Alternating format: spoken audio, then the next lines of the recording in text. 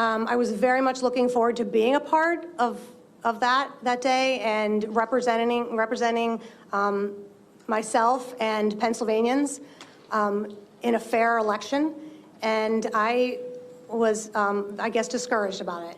I love this country and I love Pennsylvania. I was not born and raised in Pennsylvania, but I have been here for 30 years. And it is very important to me that this election be fair. And thank you again for having me.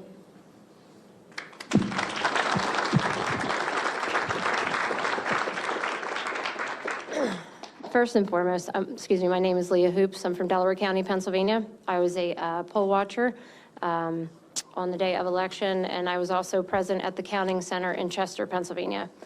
So first and foremost, thank you to this committee and all those involved, and especially Senator Mastriano and former Mayor Rudy Giuliani.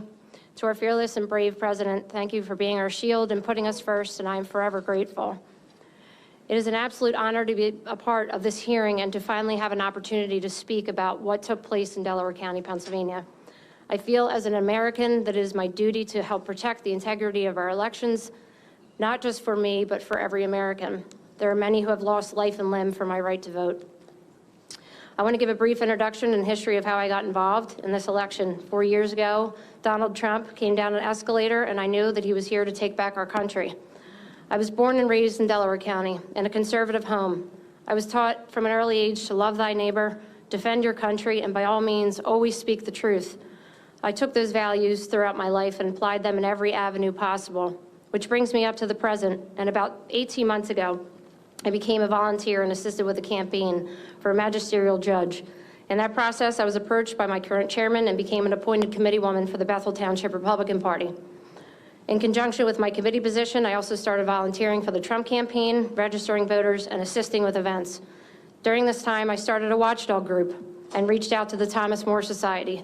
Now, associates, we've been focusing our efforts in election integrity.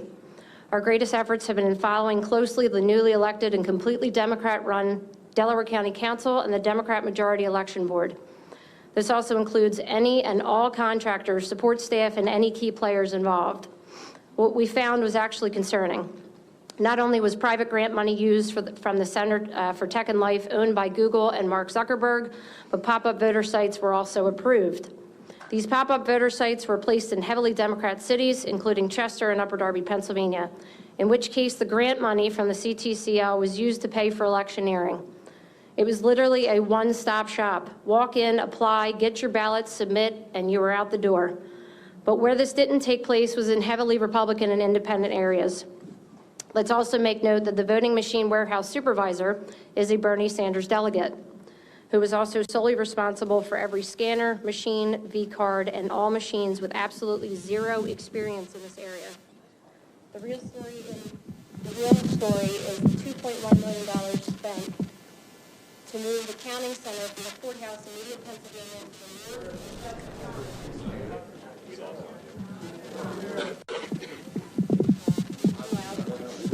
Okay.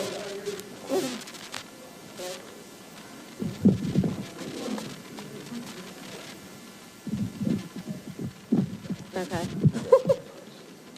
Okay, sorry. Sorry, I forgot where I was. Okay, so the real story is the $2.1 million spent to move the counting center from the courthouse in Media, Pennsylvania, which has been something that has been done for decades, to the wharf in Chester, Pennsylvania. Let me explain to you the layout of the counting center. It is in the middle of a huge parking lot, which sits back on Seaport Drive next to loading docks. It has multi-million-dollar connections to the company Power HRG and Subaru Park Soccer Stadium. The counting center was on the first floor, in which there were multiple places to bring in ballots in and out of, elevators and many rooms in which workers had access. I was there for 3 straight days. What became of concern was the back room, which had no observers, no line of sight or transparency into the process. There was no cooperation, complete resistance from election night and every day after. It took until our lawyer got an injunction to get into that back room in which pre-canvassing was transpiring.